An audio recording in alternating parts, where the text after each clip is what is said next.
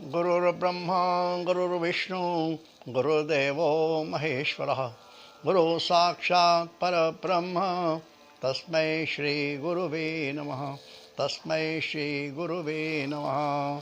जय जय रघुवीर समर्थ। यूट्यूब चैनल से मैं सुरेश तोपखाने वाले आप सबका अभिवादन करता हूँ। आप सबको नमस्कार। आज शनिवार और दिनांक 23 जुलाई है। आज का हिंदी में चिंतन होगा। हज़ारों वर्ष पूर्व भारत में एक ऐसी विभूति हुई, ऐसे महापुरुष हुए जो राष्ट्र प्रेम से भरपूर थे। राष्ट्र प्रेम उनमें कूट कूट कर भरा था और उनकी इच्छा थी कि देश को एक सूत्र में पिरोना। वे एक प्रकांड विद्वान थे, कुशाग्र बुद्धि थी उनकी, दूरदर्शी, निर्भीक, निडर, ऐसे वो व्यक्ति जिन्होंने अनेक ग्रंथों की रचना भी की। कौन है ये आचार्य चाणक्य। आज का चिंतन हम आचार्य चाणक्य के चरित्र से संबंधित कुछ विषयों पर करेंगे। लगभग ईसा पूर्व 375 वर्ष पूर्व ईसा के तक्षशिला में, जो रावलपिंडी के पास है और आज वह पाकिस्तान में है, वहाँ पर आचार्य चाणक्य का जन्म हुआ था। उनका वास्तविक नाम था विष्णुगुप्त शर्मा और वो पिता थे चणक शर्मा। जैसे कि मैंने कहा, उस समय देश की स्थिति बहुत खराब थी। छोटे छोटे राज्य थे। ये सभी राज्य जो थे वो स्वार्थी थे, अपने अपने राज्य में ही मस्त रहते थे। उन्हें और किसी की चिंता नहीं थी। सिर्फ हमारा भला हो, हमारे राज्य का भला हो, दूसरों का कुछ भी हो। दूसरों के, बल्कि जो शक्तिशाली राज्य थे वो अपने पड़ोस का राज्य हड़प कर देते थे। इस प्रकार का चाल था। और उसी समय मगध में, यानी जो आज बिहार प्रदेश है, वहाँ पर नंदवंश का शासन था। नंदवंश का उस समय जो राजा था वो धर्मानंद। यह जो शासक था बहुत क्रूर, बहुत अहंकारी, अभिमानी और हमेशा काम विलासना में मुक्त रहता था। ऐसा क्रूर जिसका विरोध आचार्य चाणक्य के पिता चणक खूब करते थे। उन्होंने धर्मानंद का खूब विरोध किया। इसका नतीजा यह हुआ कि धर्मानंद ने चणक का वध करवा दिया। अब विष्णुगुप्त को बहुत खराब लगा। उन्होंने सोचा इसका बदला लेना चाहिए। और धर्मानंद ने इतना ही नहीं किया, उसने एक दिन विष्णुगुप्त का भी अपमान किया, उसको भला बुरा कहा।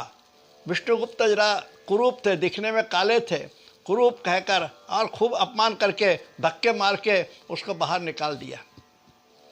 तभी विष्णुगुप्त ने प्रतिज्ञा की, संकल्प किया कि जब तक मैं धर्मानंद का नाश नहीं करूँगा, अपनी शिखा नहीं बांधूंगा। इस प्रकार से उन्होंने प्रतिज्ञा कर ली। ऐसे थे आचार्य चंद्रगुप्त।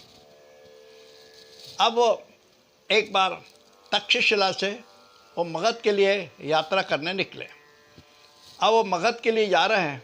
सोचा कि जो नज़दीक का रास्ता है उस रास्ते से जाएं। उस रास्ते से निकले। उनके साथ में उनके चाहते बहुत सारे शिष्य थे और इन शिष्यों को लेकर वो मगध के लिए निकले थे। और वो जो रास्ता जो उन्होंने चुना था, वो रास्ता जो था बहुत कांटों से भरा हुआ था और वहाँ चलना बड़ा मुश्किल था। वो कांटे कैसे थे? नागफन के कांटे थे जो बहुत विषैली होते हैं।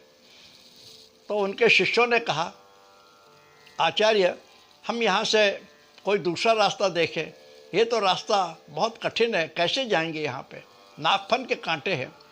लेकिन आचार्य चाणक्य जो थे वो अपने जिद के पक्के। उन्होंने कहा नहीं, हम इसी रास्ते से जाएंगे और इस रास्ते के सारे कांटे निकालेंगे, ऐसे निकालेंगे कि फिर से वह यहाँ पर तैयार न हो। और अपने जिद के पक्के उन्होंने कहा तो शिष्य को मानना पड़ा। शिष्य भी तैयार, सारे कांटे निकालते निकालते रहे और चलते रहे। एक बार तो ऐसा हुआ कि आचार्य चाणक्य के पैर में एक कांटा चुभ गया। उनको बहुत वेदना हुई, लेकिन फिर भी वो अपने संकल्प पे, अपने जिद पे अड़े रहे और उसी रास्ते से जाते रहे। यानी वो पूरा कर्मवीर थे, दृढ़ प्रतिज्ञ थे, साहसी थे। वो किस लिए? ये सब उनके गुण इसलिए थे कि वो चाहते थे कि हमारा राष्ट्र जो है वो समृद्ध बने, शक्तिशाली बने, एक हो जाए।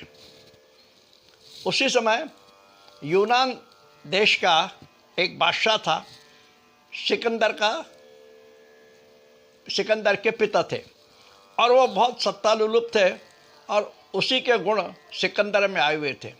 ये सिकंदर जो था वो भी बहुत सत्तालुलुप था, लालची था और दूसरों के राज्य में जाके राज्य को हड़प करना, देशों में आक्रमण करना, ये उसका काम था। यानी अपना राज्य की सीमा बढ़ाना, ये उसका उद्देश्य था।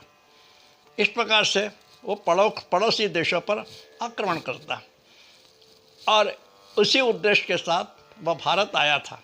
भारत में उसने थोड़ा प्रयत्न किया, बहुत कुछ प्रयत्न किया, लेकिन भारत में आने पर उसका मुकाबला चाणक्य से हुआ। चाणक्य और उनके शिष्य ने उसको ऐसा सबक सिखाया कि वो आगे बढ़ नहीं सका, बिल्कुल आगे नहीं बढ़ सका। और उस समय पोरस ने भी, जो बादशाह थे हिंद प्रदेश के, उन्होंने भी आचार्य चाणक्य का साथ दिया। यानी कहने का मतलब चाणक्य ने उनका साथ दिया और वे इतना हो गया। सिकंदर का एक सेनापति था सेल्यूकस, उसकी एक लड़की थी, हेलन थी। चाणक्य ने ऐसी कूटनीति की चाल चली कि सेल्यूकस की लड़की हेलन है, उसका विवाह चंद्रगुप्त से करवा दिया। आखिरकार सिकंदर को भारत देश छोड़ के जाना पड़ा। ऐसे थे हमारे आचार्य चाणक्य। वे चाहते थे कि चंद्रगुप्त का राज्य जो है वो शक्तिशाली बने, समृद्ध बने और इसी उद्देश्य से उन्होंने एक कूटनीति के लिए धर्मानंद का मगध देश में जब राज्य था तब उसका एक अमात्य था, यानी मंत्री था, जिसका नाम था सुबुद्ध शर्मा। ये सुबुद्धि शर्मा बहुत क्रूर, भयंकर क्रूर तथा दुष्ट स्वभाव का था। यानी इतना दुष्ट और इतना क्रूर था कि लोग उसे राक्षस कहते थे। चंद्रगुप्त ने, चाणक्य ने ऐसी चाल चली कूटनीति कि उस सुबुद्धि शर्मा यानी राक्षस को चंद्रगुप्त के राज्य में मुख्यमंत्री बनाया। पहले तो राक्षस मना करता था, उसकी इच्छा नहीं थी चंद्रगुप्त राज्य में आके मुख्यमंत्री होना, लेकिन चाणक्य की कूटनीति ऐसी चली कि आखिर धर्मानंद उसको सुबुद्धि शर्मा को झुकना पड़ा और वह वहाँ पर राज होता है। इस प्रकार आचार्य चाणक्य ये तक्षशिला विद्यालय में आचार्य थे और उनका अनेक शिष्यों में चंद्रगुप्त एक मुख्य शिष्य था। यह क्षत्रिय था और क्षत्रिय होने के कारण चाणक्य चाहते थे कि इसे हम सम्राट बनाएंगे, राष्ट्र निर्माण का काम वो उसी से करवाना चाहते थे। इसलिए इस उद्देश्य से उन्होंने चंद्रगुप्त का चरित्र निर्माण किया, उसको शस्त्रों का ज्ञान दिया, राजनीति सिखाई, धर्मशास्त्र सिखाया, अर्थशास्त्र आदि जो कुछ भी एक सम्राट के पास होना चाहिए सब कुछ आचार्य चाणक्य उसको दिया। राष्ट्र के कल्याण किए, धर्म और राजनीति का किस प्रकार से समन्वय आवश्यक है, यह सब चंद्रगुप्त उन्होंने सिखाया। आखिरकार चंद्रगुप्त का राज्य स्थापित हुआ, चंद्रगुप्त सम्राट बने और जब सम्राट बने, उनका जब अभिषेक हुआ, सिंहासन पर बैठे, तब चाणक्य स्वयं उस दिन से दूर हुए, यानी वह राज्याभिषेक या शासन से दूर हो गए, स्वयं वैरागी हो गए। जिस प्रकार समर्थ रामदास शिवाजी के राज्याभिषेक के समय अलिप्त थे, दूर थे, उन्हें उससे कोई ताल्लुक नहीं था वैसे दिखाने को, इस प्रकार से वो वैरागी बन गए। चाणक्य स्वयं की बुद्धि से उन्होंने अभूतपूर्व सफलता प्राप्त की, और शायद संसार में ऐसे कोई विभूति नहीं उनकी जैसी जो कि उनसे तुलना की जा सके, उनके समान हो सके। आज करीब 2500 वर्ष बीत गए, उनके जैसा निपुण, विवेकी, बुद्धिमान, धैर्यवान, साहसी, कर्मठ राजनीतिज्ञ शायद नहीं है। किसी ने पूछा चाणक्य से कि आचार्य, विष यानी क्या, विष क्या है? तब आचार्य चाणक्य ने उत्तर दिया, जरूरत से ज़्यादा जो है वह विष है।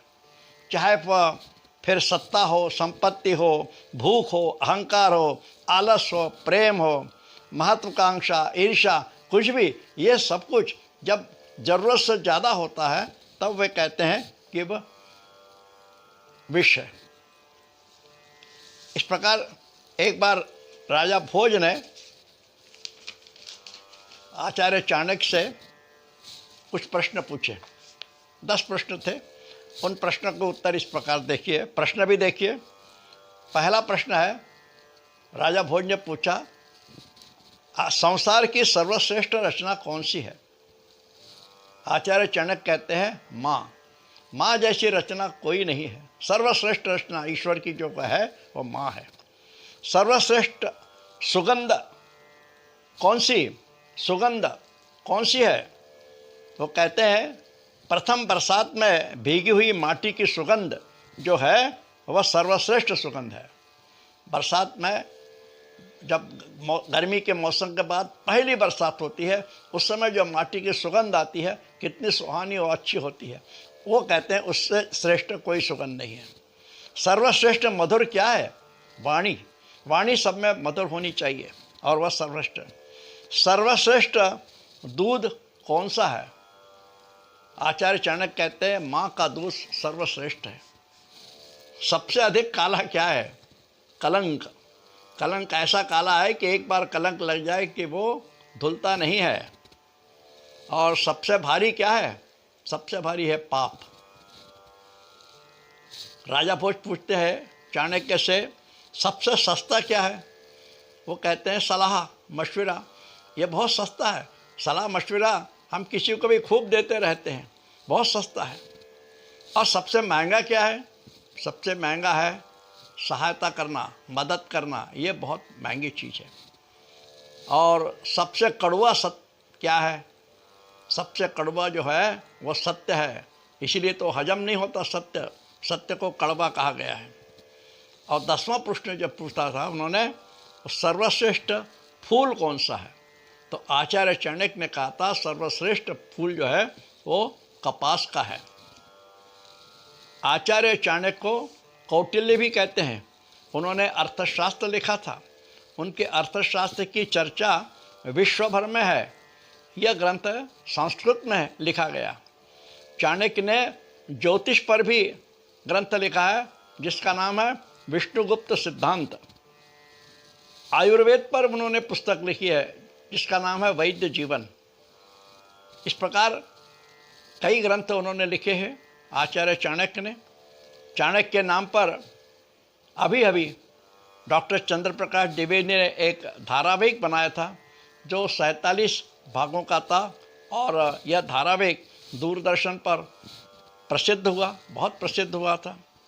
इस प्रकार चाणक्य के जीवन चरित्र पर आज थोड़ा चिंतन किया। यह चिंतन आपको कैसा लगा कृपया कमेंट्स करें और मेरे YouTube चैनल पर अधिकाधिक सब्सक्राइब करें। धन्यवाद। जय जय रघुवीर समर्थ, जय जय रघुवीर समर्थ। श्री राम।